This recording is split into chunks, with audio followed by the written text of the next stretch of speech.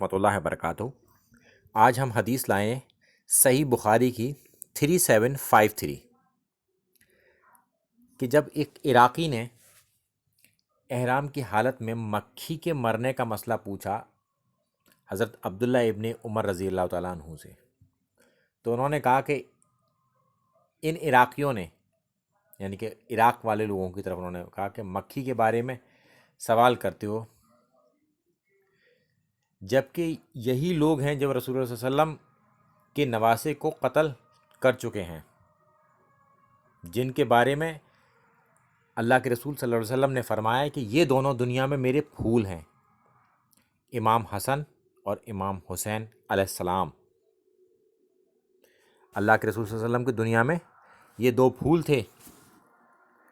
اور یزیدیوں نے انہیں قتل کر دیا اور ان کا سر کاٹ کے گھمایا،